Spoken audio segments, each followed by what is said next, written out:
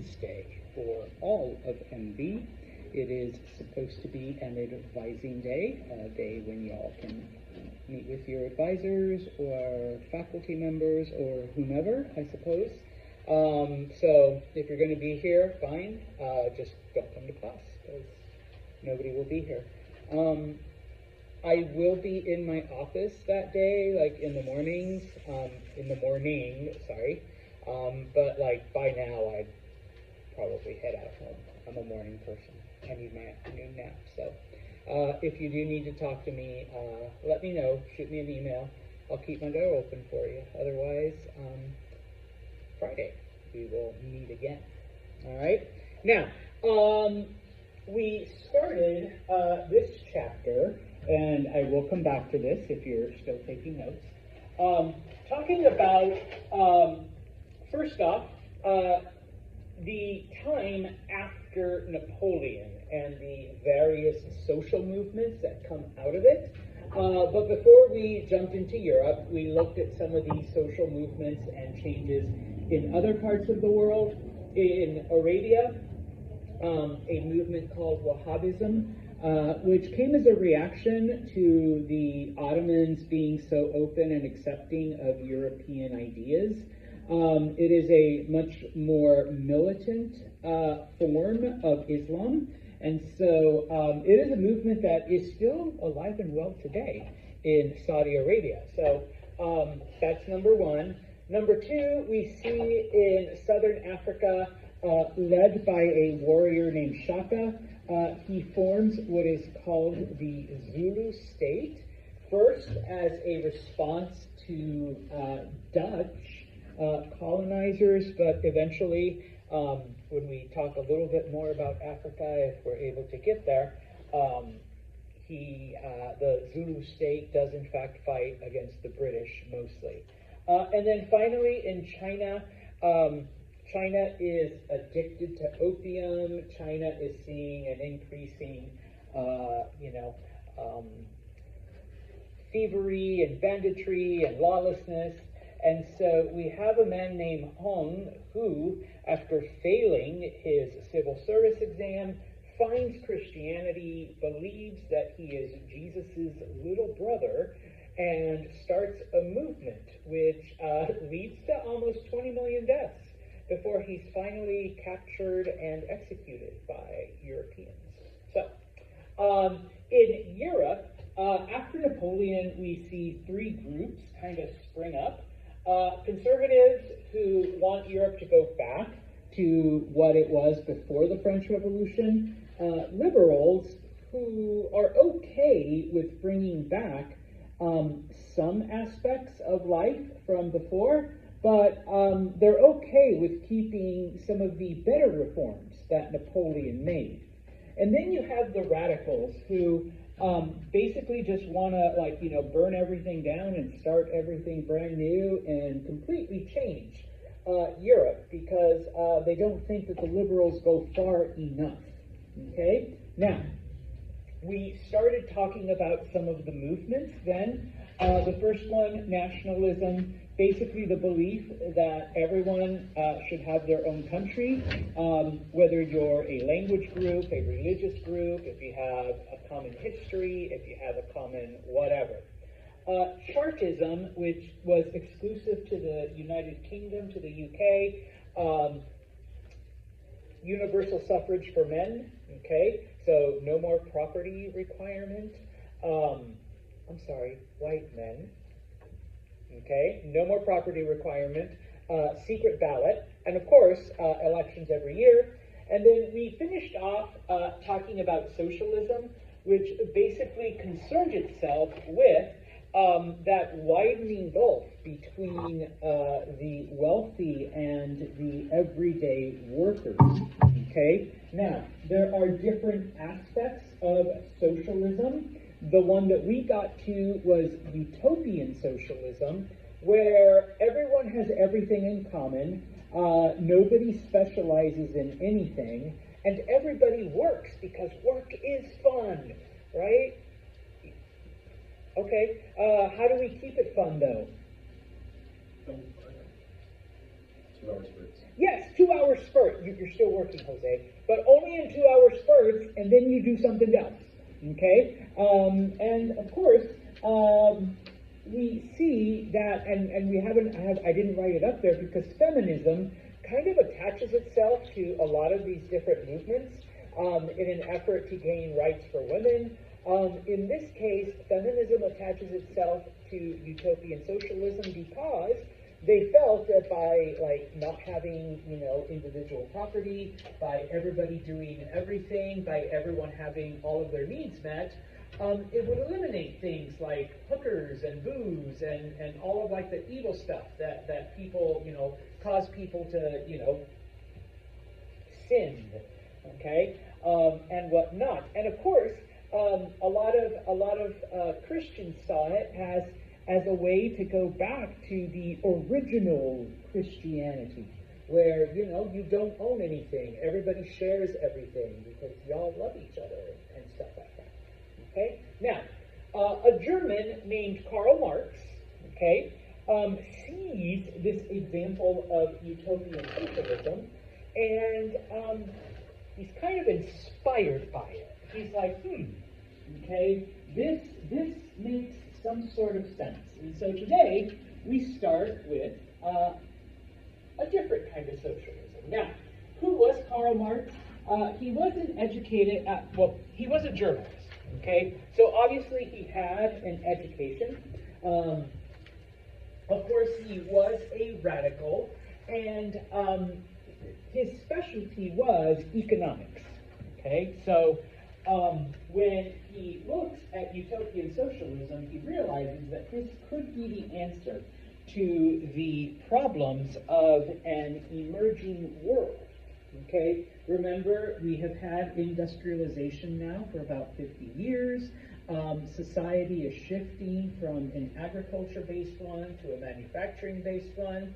Brady the shoemaker has lost his livelihood, and now we are all subject to machines and machine-produced shoes, okay, which are nowhere near the quality that Brady the shoemaker used to make, okay? So, in this case, Marx is like, well, yeah, we can see why, people are generally unhappy. Now, I put there just a little fun fact. Adam Smith, he is the author of The Wealth of Nations. It's one of those Enlightenment things. Even though his essay is the basis for what we call capitalism, it was Karl Marx who actually used the term in his writings. Adam Smith never used the word capitalism, okay? Even though his stuff is what, it's based on, okay? Now, there's another, and Karl is German, just FYI, okay? He's a German journalist. Another German, Friedrich Engels, okay? Now, even though he's German, his father owns several factories in Britain. And so he kind of spends time in both Germany and in Britain. And on one of the trips to Britain, he goes and tours his father's factories. And he is absolutely shocked with how people live and the conditions under which they work. And it's one of those things where he's just like, yeah, I know we're rich and stuff, but look at what my dad has done for us to have all of this privilege and all of this wealth. And he actually feels guilty about it. And what he does is he ends up writing an essay called The Condition of the Working Class in England, where he exposes all of the hardships and all of the horrible conditions that the workers go through. It is through this that he meets Karl Marx. And so they come together and they start collaborating because they both have very similar ideas, okay? And they come up with a socialism known as scientific socialism. Okay, so this isn't utopian where, we don't own stuff and we only work in 2 hours and, the kids, they scoop all the shit and clean all the garbage because kids like shit and garbage. All right, no, that's utopian socialism. Okay, what is scientific socialism? Okay, well, scientific socialism looks at history. And yes, youth, and especially people like Brady here and Frank and Jose, all right. You guys are taking Mr. Santos. Oh, and Arthur. Sorry, Arthur. You're hiding in the back.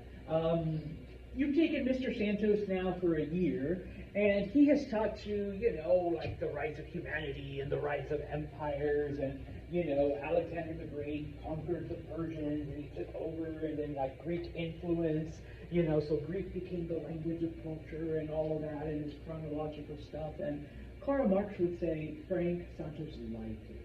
Okay, he didn't tell you the whole truth. Arthur, don't trust anything Santos says. Okay, Brady, you know what? Just like throw shit at Santos when you see him because he's, pardon my German, fucked up. All right, because this is the true history. Okay, throughout history, all of history, there's only been two classes: the producers and the exploiters. Okay? From the dawn of humanity, from the earliest Homo habilis, all right, there was the dude who created fire and the dude who stole it from him and profited by cooking his own meat. Okay? And that has been history. Okay? And all of these conquests that we've talked about, all it really is one class uprising after another.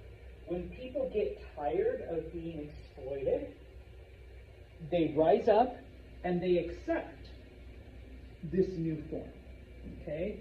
So yes, when the Persians were tired of being exploited, in comes Alexander and liberates them, and now we have a new society. And when people got tired of being exploited by Alexander, they rise up and we have a new society.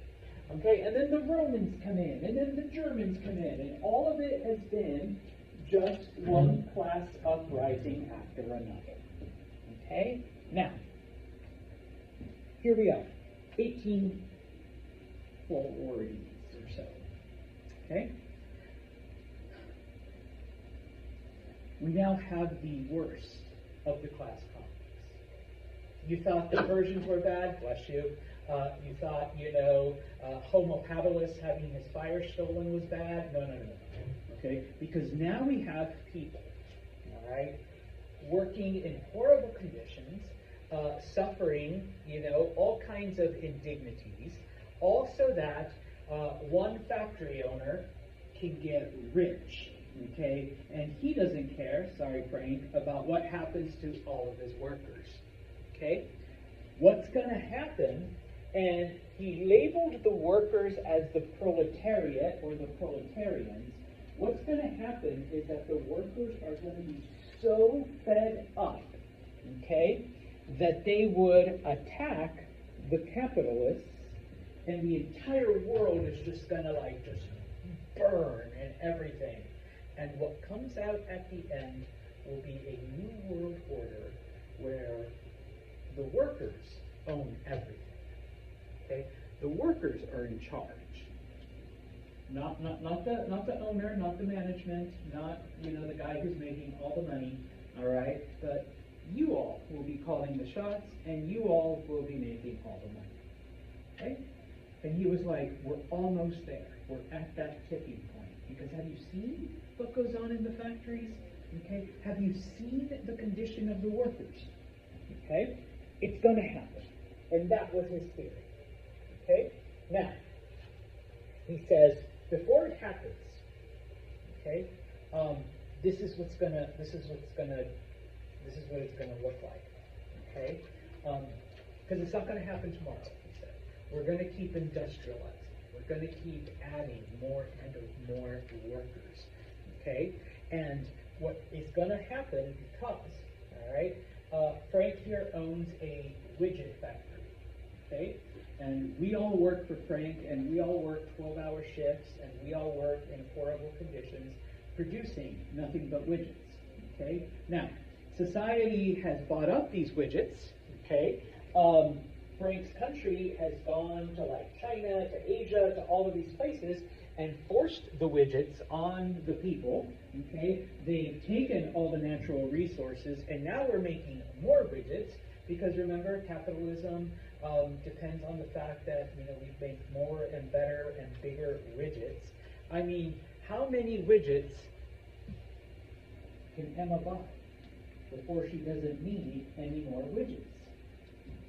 Okay? What happens, and this is like the other part of the invisible hand, what happens when there's a lot of something on the market? Prices go down. Yeah. It's the whole supply and demand. All right? If there's a lot of supply, nobody wants it because everybody has more than enough. Saturation of supply. Yes, thank you. All right? My economic knowledge is limited to my ATM won't work when I'm out of money. I know that. That's when I know I gotta stop buying shit. All right? Or, stop visiting Kelsey and ordering lattes. All right? Casey, sorry. Kelsey, Casey, something different. Okay? All I know is coffee. All right? At some point, I gotta stop buying it and making it at home until the ATM works again. Okay? But anyways, okay? Yes. All right? When you're oversaturated, prices go down. And if prices go down, Frank says, sorry guys, I gotta pay you less, and the rest of y'all, I'm gonna have to fire you. Okay? Because I'm not making enough money. Okay? And so, eventually, that is gonna get so bad, okay, that that's when the revolution is gonna happen. They called it the dictatorship of the proletariat, where the workers take over, and the workers, are the ones that are in control of everything, the government, the this, the that, okay? Nobody's going to own, and it kind of ends up the same as utopian socialism. Nobody's going to own anything. Everything's going to be held in common.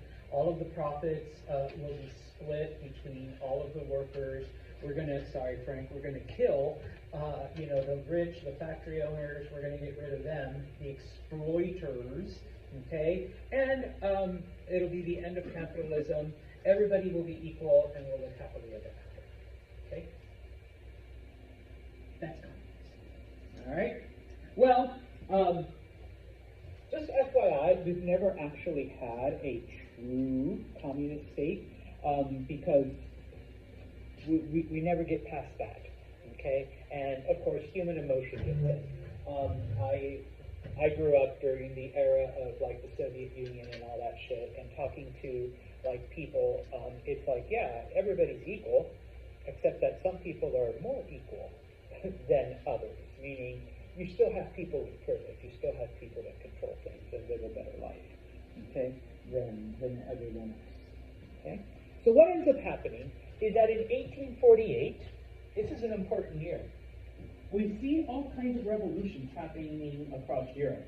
Most of them are social revolutions, most of them are nationalist, just as an FYI, but Marx and Engels are like totally wrong. They're like, this is it.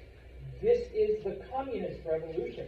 This is the overthrow of the exploiters and the rise of the proletariat. We've reached that tipping point.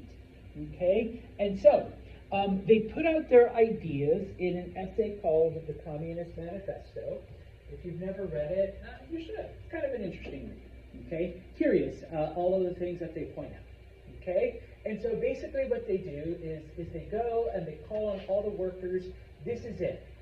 Burn down the factories, kill the owners, kill the exploiters, and take over the means of production, and that way, like, we'll enter this utopia. But the thing is, the people that were rebelling, they weren't workers, okay? And they weren't rebelling because of exploitation or low wages. It was Germans and Hungarians and Czechs and Poles because they wanted their own country. Okay, we had seen this in the early 1800s, and only the Greeks succeeded. Okay, in the 1840s, it happens again. All right, except this time nobody succeeds. All right, all of the nationalist revolutions fail. Okay, and of course, Marx and Engels are like, where the fuck are all the workers? And it's like they realize oh, it wasn't a workers' revolution. It was an Italian revolution, a German revolution, a Hungarian revolution. But because they were all separate and split up and not coordinated, they all failed. Okay, all of them failed. And of course, Marx and Engels are seen as leaders of these revolutions, and they're banished from Germany. Okay, they're sent off into other places. FYI, those of you who had like ancestors or whatever that immigrated to America in the 1840s and 1850s, a lot of them were the losers in those revolutions, because once you were defeated, where the fuck are you going to go? And a lot of people came to America. I mean, they also went to other places like Canada and Australia and South America. But, if Brady says, oh yeah, like my my family immigrated to America in the early 1850s from Poland, yeah, you know what? Guess what? They were the losers in those revolutions, and they had to escape and come here and reestablish themselves. Okay? So, that's the end. Well, not the end, totally, of socialism. Okay? It survives.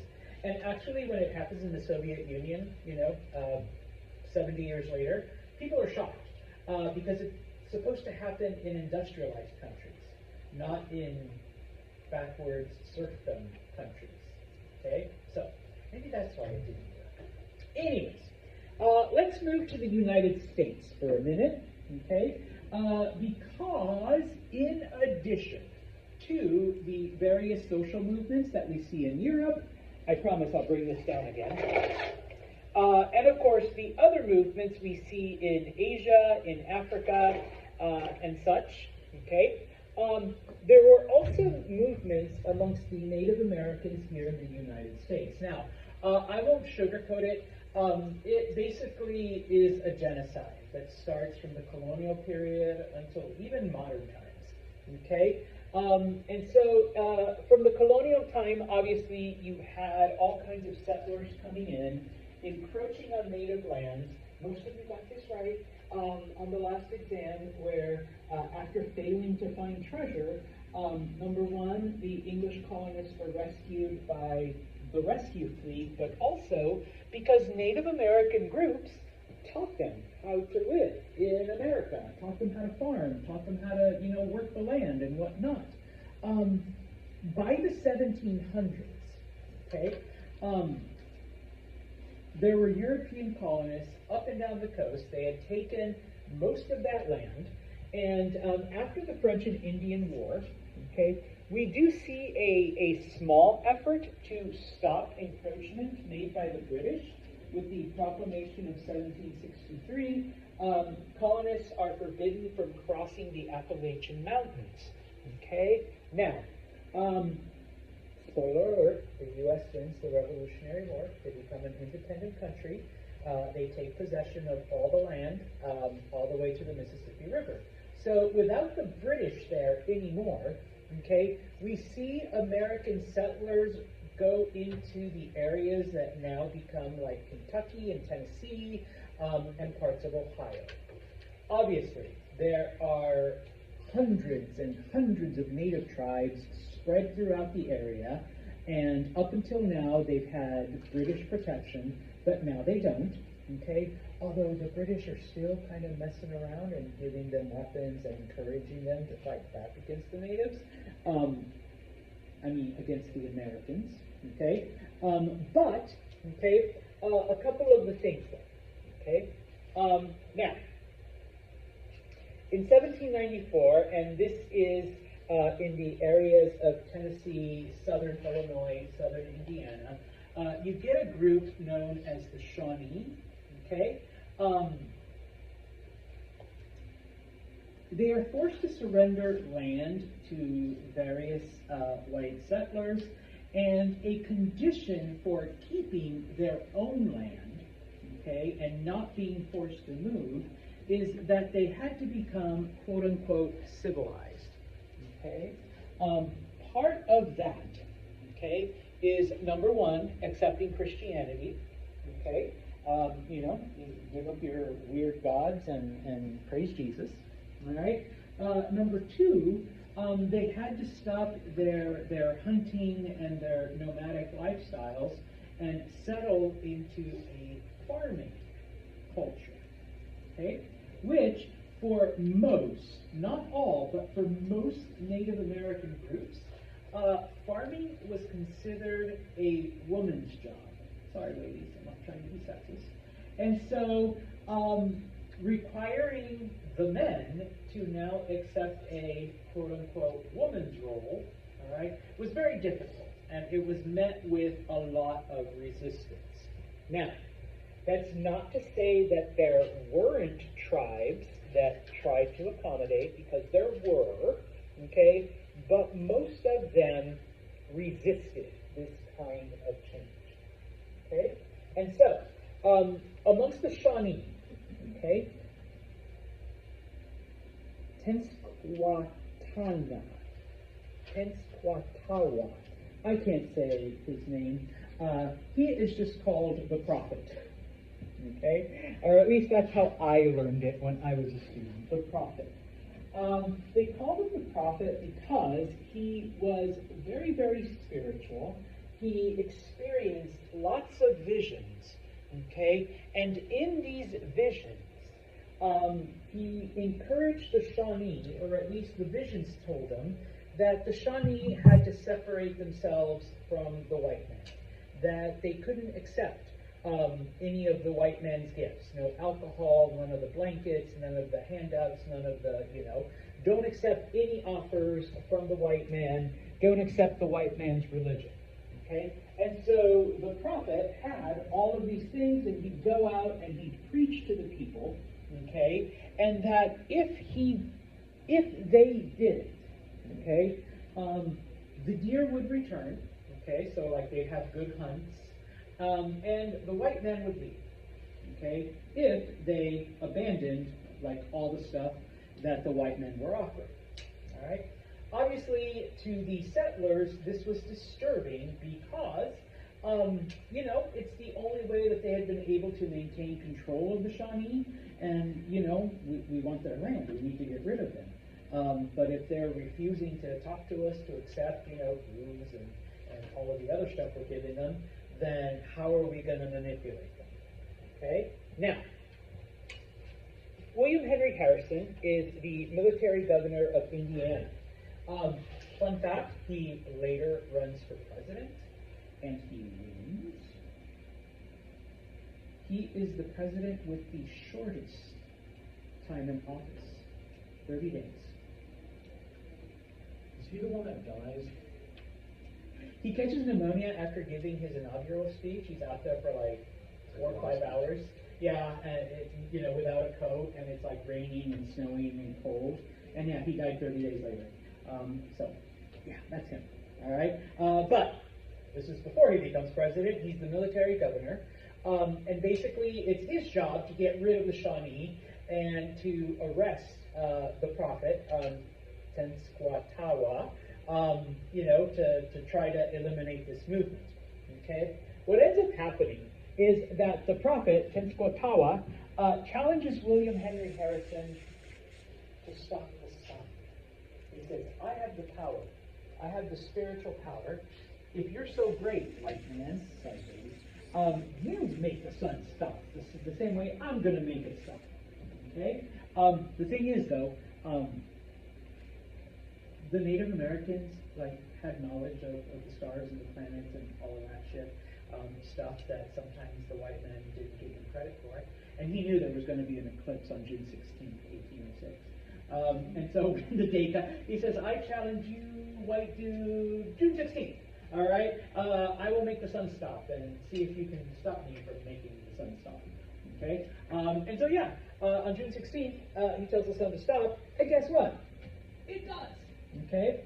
And so, what ends up happening is, okay, he gains all kinds of followers. Okay? People are like, dude, have you heard about this guy named the Prophet? He challenged the head white guy to a sun contest, and he won. All right, he made the sun stop, and white dude couldn't do anything about it. All right, and so he gains a huge cult following. That's not to say that everybody loved him, but he had enough support. Okay, now the prophet had a brother named Tecumseh. All right, Tecumseh was actually seen as more dangerous because while the prophet was just like, had a spiritual message and just told people, hey, just separate yourselves from the white people, don't accept their gifts, don't convert to their religion. I hold, the power of the spirits. Follow me. Tecumseh was out there physically fighting against the settlers, killing people, burning things down, all of that. Okay? He raised an army and he was successful in burning down all kinds of villages. So, Harrison, in retaliation, in return, he, on the banks of the Tippecanoe River in Indiana, there was a settlement called Prophetstown, which is where all of the followers of Tenskwatawa were encamped. And basically, William Henry Harrison burns it down. Okay? Just destroys the place. And so, kills men, women, children. When this happens, everybody abandons Tenskwatawa. Okay? They're like, yeah, you can stop the sun, but you couldn't stop the white dude from killing us? Like, dude, come on. What use is it? Make the sun stop again. And he's like, well, I can't until, another 10 years. Type of thing. So, people abandon him. All right? Everyone basically abandons him. Okay? So, he goes to Canada. Tecumseh continues his fight. All right? Now, at this point, okay, the Americans begin to fight the British in what becomes known as the War of 1812. All right? The British start to supply all of the native groups with weapons and soldiers and all kinds of help because, they're trying to win this war against the Americans. We can't get in too much into everything that the War of 1812 was, but it does end in a tie between the U.S. and Britain. Okay? Along the way, there is a battle in southern Canada, the Battle of Thames, where Tecumseh ends up dying. Okay, he dies there. He's killed in battle. All right? And of course, even though the war ends in a tie, the U.S. and the British do come to an agreement over a lot of things. All right? And one of those is that the British agree to no longer help the Native American tribes with any kind of material support, which they have been doing since the end of the Revolutionary War. All right? And so that becomes one of the conditions. Okay? Of course, the Americans agree to, not do weird shit like try to invade Canada again. Oh, wait, are we trying to? Oh, shit, I guess we forgot that. Yeah, it's 200 years ago. It doesn't count anymore. All right? So, yeah. Okay. That was one of the things that back then the U.S. wanted. They wanted Canada, so they tried to invade it and failed miserably. Okay? Now, so after this, okay, the natives no longer have British support. They had lost, like, one of their greatest warriors up until this time, in the war. And so, as more and more Americans enter Ohio and Indiana and Kentucky, they're outnumbered. Okay, they literally cannot stop the influx of new settlers. All right, and so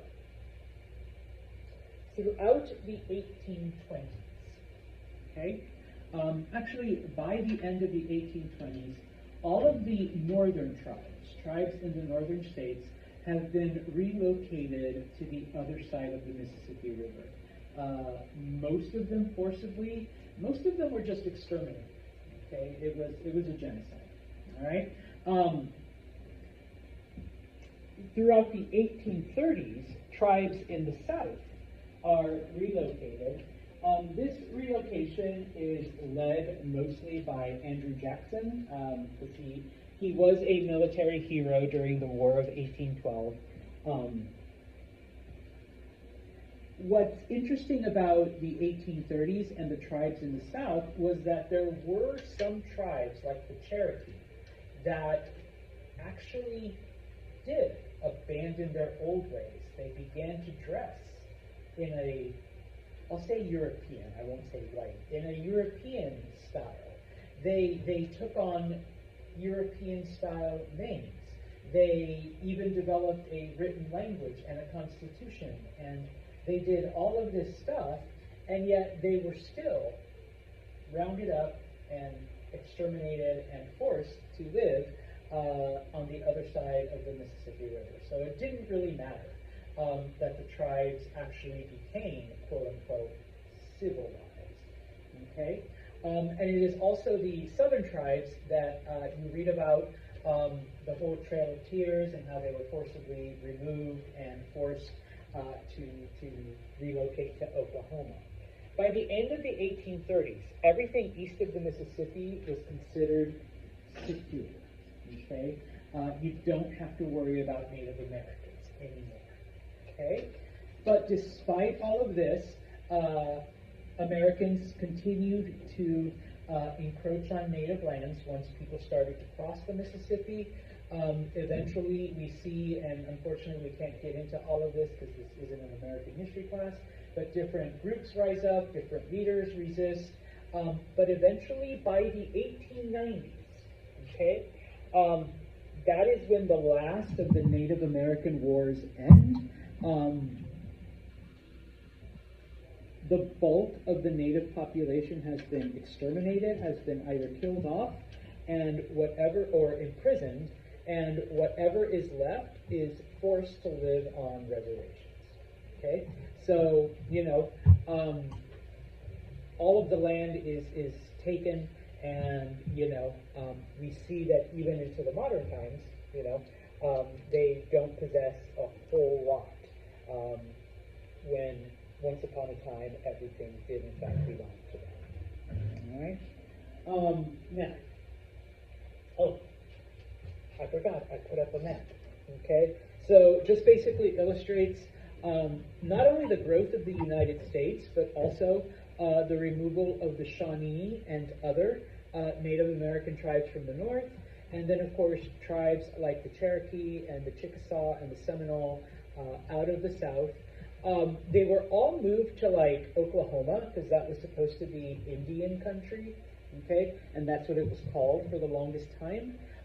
But of course, there were other tribes throughout various areas, and eventually, yes, all of that land is now, settled, and Native Americans live on just small reservations. All right? I'm going to skip over the wars in Mexico, and on Friday, we will start with India. Okay? Now, it's just a really short thing, okay? So on Friday, once we finish India, we will jump into chapter 7. Okay? For those of you that walked in late or just totally